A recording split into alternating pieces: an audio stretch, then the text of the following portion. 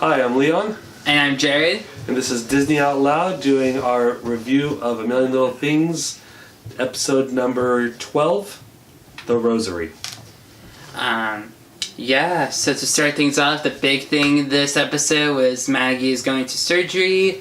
And there's always a sense of unease throughout this episode because as much as you want Maggie to be alive, there's a chance she might not make it through. And there's still a chance that might happen. Yes. But for at least now, everything's pretty optimistic and good. Maggie goes through surgery and it's a lot of the other characters dealing with the stress of that. And there's some other side stories with Delilah in the restaurant and Regina. But yeah, most of it is about Maggie and Faith especially, which I thought they handled well when they looked at Gary and a new character, Maggie's mother. Maggie's mother. So what was your thoughts on her mother? I was really worried because it seemed like the writers were going to make her being like the mean mother that just doesn't like Gary. No. And she had a good reason in the beginning, but I think after the chapel scene, they were like on level ground. They knew where each other was coming from, and I saw her more as like a human, I guess is the best, and the writers didn't make her as like a stereotype, like a typical like the mean mother, so... Yeah, but it was nice to see Gary kind of go back to form. He's kind of his regular character now where he's optimistic and everything with Maggie, but he still has that sort of sarcastic, sort of mean side of him, especially his parking spots are involved. Yes. Then we also had the story with Rome and his script. Rome's episode's sweet. I have a theory. Okay, so what happens was at the hospital someone steals Rome's script, and it turns out there's this kid that picked it up and was reading it and basically said how good it was. I was thinking the kid was going to be like a thief to take it and try to make it on his own, but it looks like it's not going to be like that. The kid was pretty supportive of Rome's. So the kid is apparently a major role on The Walking Dead. I don't watch that show, so I'm not sure. But I feel like he's going to be in for more episodes. And something tells me that... Season 2, maybe. Yeah, that he's going to have a bigger part to play with Rome. I know my sister brought up a nice theory that if Rome ever makes that into a movie, he might be the lead role, might be cast, and that would be an interesting thing to see. Carl. Yeah. That's the name. I believe it's that character. But what else is going on? We have Regina getting a little upset with Delilah's new man friend. I forget his name, but the character that is coming over and helping run the restaurant, has run restaurants himself, and so a review comes out in the newspaper giving him a lot of applaud and a lot of credit for it, and so Regina feels a bit left out since it's her restaurant and she's the one cooking everything.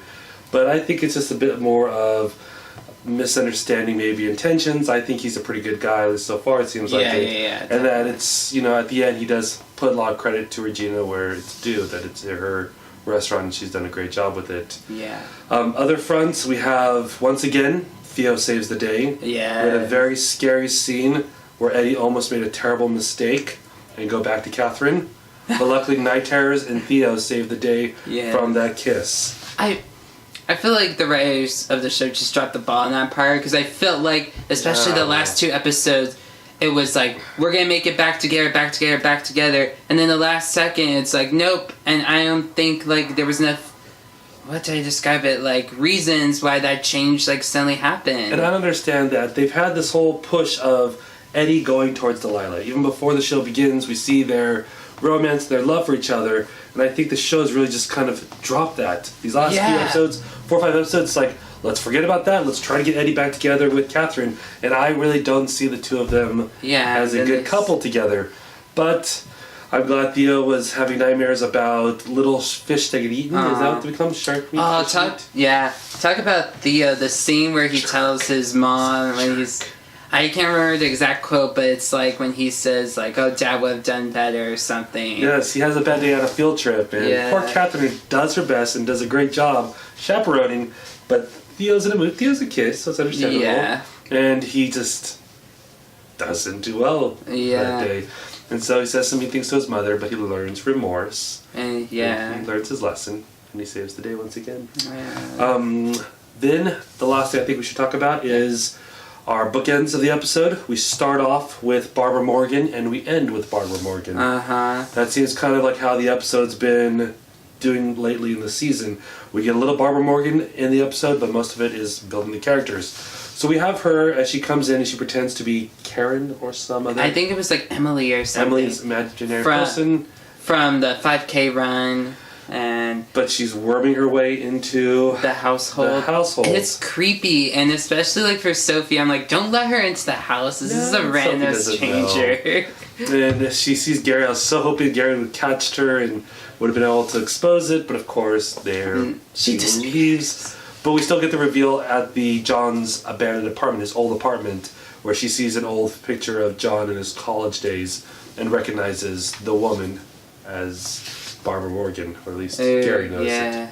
So we'll have to wait and see what becomes of this. Next episode is the finale. Season finale. There's lots of ground to cover, at least to make some sort of sense of how the season's going to end. Hopefully some answers are going to be given to us, and it's going to be intense, and I think lots of stuff's going to happen in this finale. Well, we'll have to just wait and see till Thursday. Okay. So until later, I'm Leon. And I'm Jared. Thank you for watching, and check out Disney Out Loud.